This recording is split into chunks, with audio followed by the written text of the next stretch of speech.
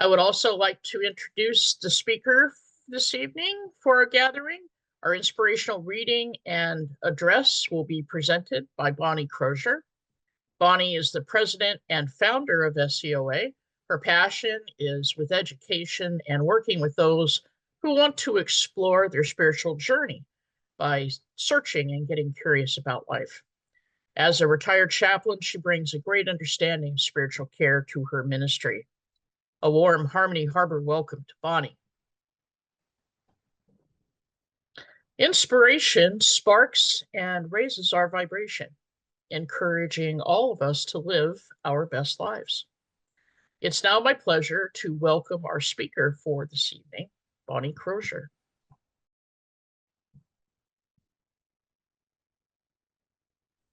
Hello, everyone. Here we are again. I'm not going to start off with a reading today. I'm going to leave it for the end because it made more sense at the end. So here we are, the second Sunday in December, which gives us only 23 days till the start of yet another new year.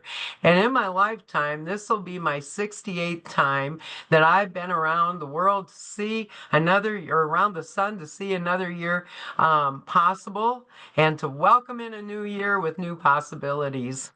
And right now, we're in the month of holidays. And this month, for various religious holidays, national and international observances, such as the one the other day is National Bathtub Party Day. I hope everybody had a good time with that. And this month we have, you can find something, some kind of holiday or observance every day of the month. And, really that's not any exception with other months, but it seems like the month of December carries the most in the religious holidays. And I think many of us probably came from a Christian background, and we're familiar with the Christian holidays and observances, starting with Advent that started December 1st and runs through the 24th. But what is it that we don't know? And, I want to talk about how special this month of December is. And when we get to the end, you'll see how I'm bringing this all together, because I don't think it was just a coincidence that all these holidays were in the last month of our calendar year. So let's start with Bodhi Day, which is today, actually. Interfaith of America describes this holiday as follows. It's a Buddhist holiday that commemorates the day that Buddha is said to have obtained enlightenment, and also known as the Bodhi. And this day generally is observed quietly and may include meditation or chanting practices, the Bodhi tree decorations, or simple tea and cookies. And their meal usually consists of rice and milk. So what does this holiday really mean? Well, the tree that Buddha had meditated under was called the Bodhi tree. And in writings, Buddha had described his enlightenment in 3 stages. And the first one was during the first watch of the night. The Buddha had discovered that all of his past cycles of rebirth, and realizing that he had been born and reborn countless times before. And this is shown in the wheel in the 6 cycles, which a sentiment is being that they can reincarnate according to the birth doctrine of Buddhism. And the second thing that he realized was during the second watch, the Buddha discovered the law of karma. Ouch. Could be good. It could be interesting, right? And so the importance of living the noble eightfold path, according to the eightfold path, there's 8 practices, and it's right view, right resolve, right speech, right conduct, right livelihood, right effort, right mindfulness, and the right state of meditative practices. So during the third watch, the Buddha discovered the Four Noble Truths, and then he finally reached nirvana. And, the Noble Truths can be summed up as, well, the first one is being or not being at ease, and that suffering, and that nothing is forever, and this is painful. There are things that are going to be painful. The second one is, together with this transient world, it's pain. There's also desire and craving for keeping alive this unsatisfactory existence, to be able to experience all of those and to be able to embrace them. Next is when we keep alive that transient world, and its pain can be severed or contained by letting go of the craving of having that painful world. And last, the Noble Eightfold Path is the way to release the pain and suffering. And like I said, and then once he put all that together, he found nirvana. And so this is the day today that they celebrate all of that. The next one I want to talk about is December 11th. And so it's a Baha'I tradition and holiday and celebration. At the beginning of each Baha'i month, they gather for an observance called the 19-day feast. And it begins at sunset of the first day, and it ends at sunset on the last day. And it's a 3-part observance with devotions and community consultation, and also there's a social portion, where they get together and have fellowship and that kind of thing. Students and employees have asked now to be able to have that time off so that they can go ahead and take part in their sacred practices. And businesses and schools are starting to honor the religious requests of the Baha'i so that they can do that. December 12th is Our Lady of Guadalupe, and I think this one is just really fascinating because it commemorates the appearance of the Virgin Mary to Saint Juan Diego, and he was an indigenous man in Mexico in 1531. And she identified herself as the Mother of God and also the Mother of all humanity. And she asked him to build a shrine and pick flowers and to present this to the Archbishop of Mexico. Her symbol, her image is actually a national symbol of Mexico, and it's pictured as a woman around many people, and she's wearing a turquoise mantle, and there's a starburst around her, and her hands are in prayer, and that symbolizes that she is not God and that there is someone higher than her. The feast day is also important with that in Mexico as well for Mexican Americans who celebrate their religious and cultural identity.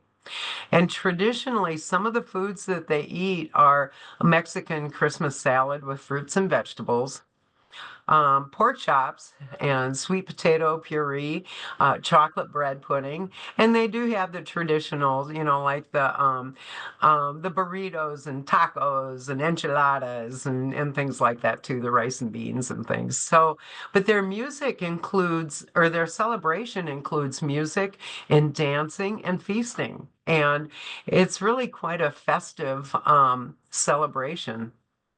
December 21st to January 1st is Yule, and it's a pagan and Wiccan holiday that celebrates the winter solstice.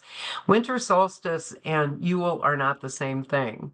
Winter solstice is one day, and that's on the 21st, and they celebrate the shortest day of the year, where the themes are like light and fire and feasting are very common.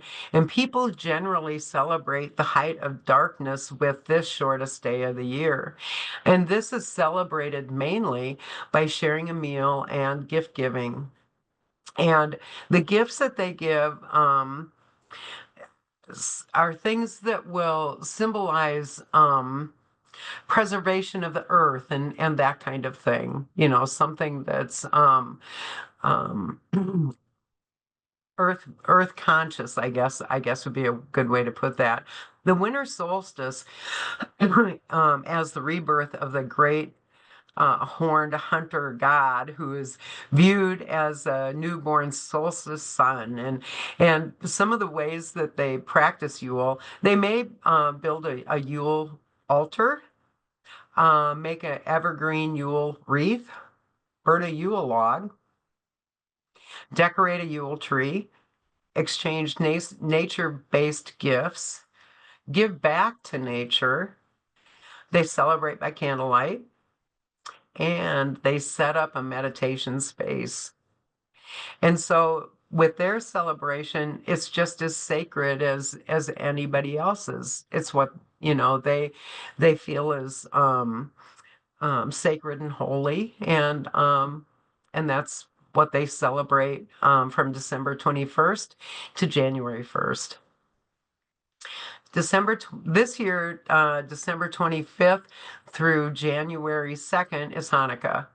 It's an 8-day celebration, and I think a lot of people have heard of Hanukkah, but it's kind of funny. Um, a Jewish friend of mine told me one time that it's amazing because people who aren't Jewish make a bigger deal out of Hanukkah than the Jewish community does. And so it's a time where it's basically a festival of lights, which gifts are given. And each day the candle on the menorah is ritual. There's a ritual when they light it. And, other things can include the dreidel game and serving traditional latke pancake. And, actually, Yom Kippur is known as the Day of Atonement, and that is their most important Jewish holiday, and that comes into the new year. That's a little bit later. But since Hanukkah is in December, I mentioned a bit about it. The word Hanukkah actually means dedication of the holiday, and the holiday commemorates the rededication of the temple in Jerusalem in the 2nd century BC. And after a small group of Jewish fighters liberated it from the foreign forces, is when they had this holiday. And the time of the holiday is determined by the Hebrew calendar. It doesn't match up with the Gregorian calendar, which we use. So, what is Hanukkah and how is it celebrated? They celebrate the ancient miracle of the oil burning, and they burn a candle for 8 nights, and the candle holder is called the menorah, and there's a little holder for each one of the 8 candles. Plus, there's a 9th one that they light, or they use to light the other candles with. Then there's one that I didn't hear about until I was a little bit older. December 26th through January 1st is Kwanzaa, and I never really understood what that was until I started getting curious and asking around. But Kwanzaa is an annual celebration of the African American culture, and it's celebrated with a communal feast, and that's usually on the 6th day. Traditions often include combined aspects of several different harvest celebration, as well as music and songs, dancing, storytelling, and of course the shared meal. The 7th day represents unity, self-determination, responsibility, cooperative economics, purpose, creativity, and faith. And even though Kwanzaa is not a religion, but it's rather a celebration to honor the African ancestors and affirm the bonds between them. And they also celebrate the African and African American culture. Traditional foods for this celebration would be things like catfish and collards and macaroni and cheese. That sounds good. Jerk chicken, gumbo, and foods from the Atlantic Rim, expressive of the geography of the African area. And it's a time for them to look back and reflect and have a good meal together and just having that bonding time seems to be kind of a theme with all of these different holidays. December 26th is the I never say this right. Zarthosht. It commemorates the death of the prophet Zoroaster and the foundation of Zoroaster. Okay, so I'm tongue-tied here. I'm apologizing, but anyway, it's accredited with creating one of the world's smallest religions, and it used to be that the official region was Persia, but it's still on the calendars, and it's still what do I want to say, celebrated. So this is the season of, like you've seen, many holidays, and there are actually more. There's there's a Hindu holiday. There's different ones, but that's something that if you're curious, you can look up as well. This is the season of many holidays, like I said, and the origin of the phrase "Happy Holidays" it dates back to the 1800s. And the word holiday comes from an Old English word that means holy day. So for many years, churches and various faiths have celebrated many different holidays that were not Christian. And for them, their sacred beliefs were just as important as Christmas is to Christians. And it makes good sense to wish someone a happy holidays if the greeter was unsure of one's faith or traditions to be celebrated. Then in the early 2000s, it seemed as if there was a war on Christmas. While Christians were trying to preserve their beliefs and their holidays, and others were trying to bring their traditions to the forefront to help people understand that December wasn't just the month of Christmas. And so it began. And while some of those who do understand the importance of respecting all religions and traditions, others felt quite differently. So, here with SCoA, we support anyone's religious beliefs. We support, and, if that's part of your spiritual path and you're part of your spirituality, you have to do what's best for you. While many don't adhere to really one religion, you might kind of wonder why are we bringing this up today? And the main reason I wanted you to know was to help people understand that we're all here trying to make the best of this physical experience. And in the course of this journey, maybe we can all get to know each other better, our neighbors better, and help the human experience understand that each one of these holidays bring a flavor of tradition that should bring the best in those who celebrate them. Bringing the phrase love one another, giving it a little bit of a better understanding.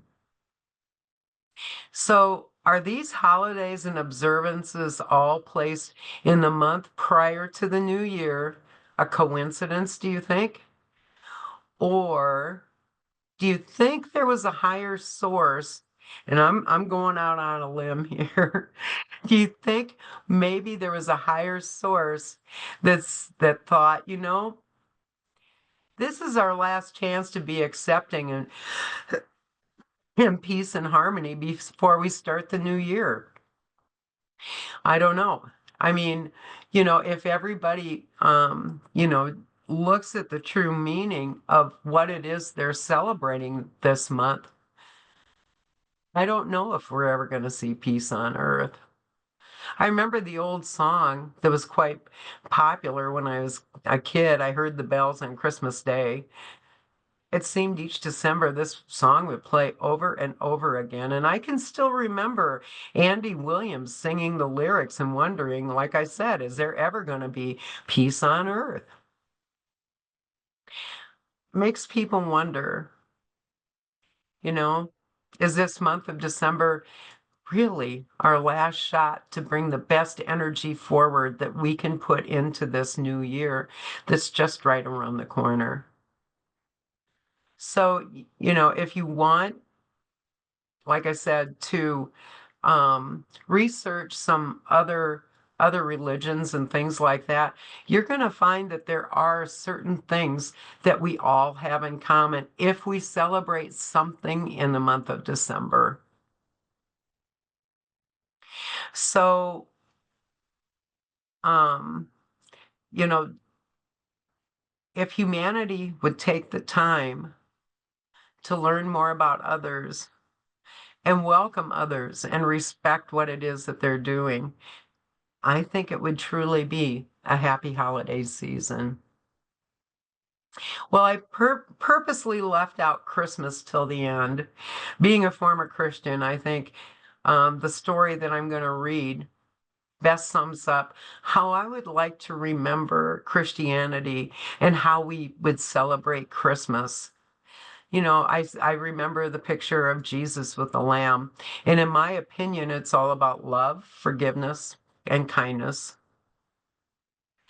And the name of this story is um, The Christmas Duck, and the author is R.L. Williams. Cold wind swept through the weathered coats of the 5-year-old Rebecca and her mother as they searched their small yard for a source of a faint quack. "Over here, Mom, over here," Rebecca pointed under the bush. The source of this quacky noise was a small, skinny brown mallard duck that was limping around on only one good webbed foot.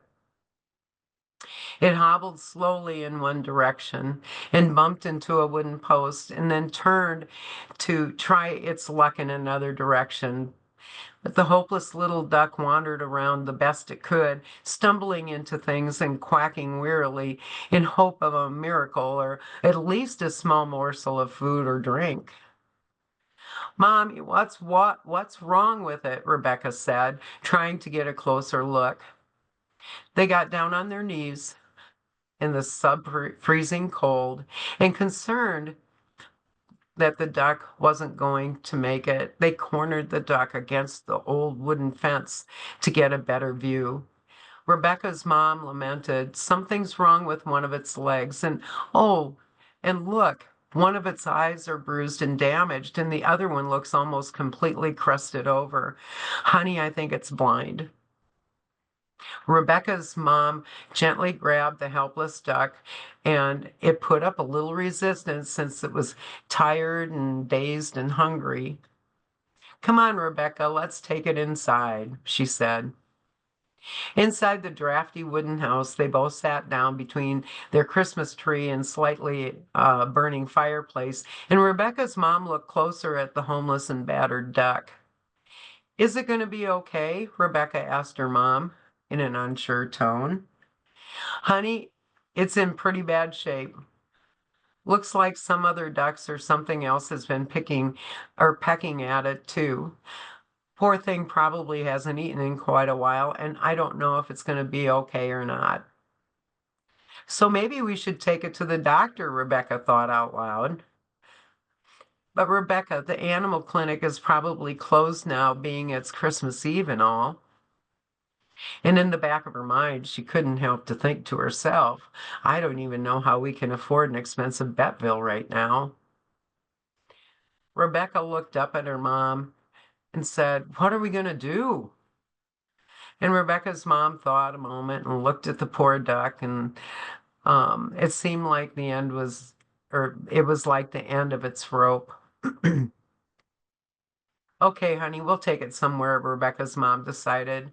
We'll try and find it some help. So they wrapped the ailing duck in an old worn towel, and its neck extended out and down from the towel. And they walked into the icy cold evening with the sun just setting below the crisp, clear orange horizon. As they walked down the street, the duck made a faint quack in desperation, and the evening grew darker and colder by the moment. After walking several blocks, they sat down on a park bench to rest for a moment.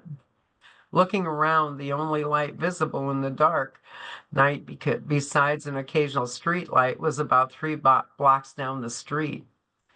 That's the city hospital down there, her mom noticed. Rebecca looked at and questioned, "Do you think they can do anything for our little ducky?" "Well, we might as well give it a try, honey," she said. They stood up with a renewed encouragement and headed towards the hospital. Upon entering the street front hospital doors, they noticed only a handful of people there. And at the front desk, next to a small desktop tree, an older lady hurried and looked up and snapped, "What can I do for you?" Hello, we have this small duck who doesn't seem to be able to see and has a hurt leg," Rebecca's mom explained. "Is there anything you can do for it?" The lady stood up and looked at the duck. "That thing doesn't look too good," she added sternly. "Sorry, we don't take animals here. Not supposed to, and we don't have any room for them. You'll have to take that duck out of here. I think there's an animal hospital down the street a ways." So disappointed, they turned and headed out of the hospital in the direction that the lady had pointed. After a couple of blocks, they noticed a weathered white sign up ahead with black letters proclaiming Animal Clinic. And arriving at the front door, their hopes were dashed as they stared at the darkened street front or storefront and the closed sign. "It's closed, Mommy," Rebecca confirmed. Rebecca's mom sighed, and they both sat down nearby bench at the bus stop in the cold, deserted streets with a duck in their arms. "What do we do now?" she thought to herself, both cold and weary. Rebecca looked around and pointed to the animal clinic. "Mommy, there's a light in there now." And so they stood up, went to the front door, and peeked through the glass panes, and the lighting came from the back room, and it gave them a rise in renewed hope. Rebecca's mom knocked on the door. "Hello, anyone there?" Her voice raised. "Hello?" She asked louder and knocked several more times. In a brief pause, a loud voice echoed from the back room. "Just a minute, I'll be there in a moment." Soon the front lights turned on and a short, stocky older man appeared, and he opened the door part way and said, "Hello? What do we have here?" Looking at the sick duck, and he sighed, "Oh dear. I don't think it can see," Rebecca offered. "We found it fluttering in our yard, and we're trying to find some help for it," her mom added. Rebecca pleaded, "Mr. Doctor, can you make it better?" And he looked at her worried, frowned, and answered, "We'll see what we can do. Bring it in." So he took the duck and he put it down on a waist-high counter and unwrapped the towel. And he looked at Rebecca's mom and asked, "Would you hold our little duck's wings together against the body?" He turned to Rebecca, and, "Can you help by talking softly to him?" With precision, the older man delicately picked away the crust, completely covering one of the duck's eyes and almost obscuring the other one. "Now we'll put some drops in the eyes," he said confidently, and he put 2 drops in each eye. "I'll give our little friend a shot that'll help with the infection." And the duck could barely manage to blink and muttered a a slight quack. He turned the duck on its side and looked at the hurt leg, and he says, well, it doesn't seem to be broken. Maybe it's just twisted or sprained. What do you think? Rebecca's mom asked, and the man looked up and smiled with a tender, loving care and some medicine. I think the duck has got a good chance of full recovery. Both Rebecca and her mom smiled with relief. I'll just keep the Christmas duck here tonight, the man said. I'll give him some food and water and a good night's rest, and then we'll see how he is in the morning. Can we come back to see him? Rebecca inquired. Well, of course, the man said. We'll take him outside and release him when he's better. Thank you for your help, Rebecca's mom paused. How much do we owe you? And the man laughed and said, oh, don't worry about that. Glad to help. Consider this a Christmas present, and I thank you for getting this duck here just in time. He wouldn't have made it through the night. They turned and they walked out of the clinic. They headed towards home. And a few steps down the street, Rebecca looked back and noticed that the clinic was dark again. She smiled and hurried along with her mom. And soon they reached the small hospital where they'd sought help previously. The front desk lady and a friend were standing outside the hospital entrance talking, and Rebecca's mom approached them and said, Merry Christmas, cheerfully displaying a big smile. How's the duck? The lady asked. Well, he's at the animal clinic, Rebecca's mom answered, and the man looked at him and he thinks he's going to be okay. And Rebecca added, we get to see him tomorrow, with a smile in her voice and excitement. Rebecca and her mom continued to walk home, and the front lady desk and her friend commented that they came in a while ago with an injured duck, and she had to turn them away. What a way to spend their Christmas Eve, out in the cold, dark night with that poor, unlucky duck, she lamented. Unlucky duck, the friend replied. Nope. That's one lucky duck, if you ask me, and a couple of happy people, too. This is one Christmas they'll remember. So, with that story, may I say, may your holiday season be filled with love and kindness and understanding and acceptance and grace as you go forward this December, bringing a deeper meaning to your spiritual journey and whatever holiday you celebrate.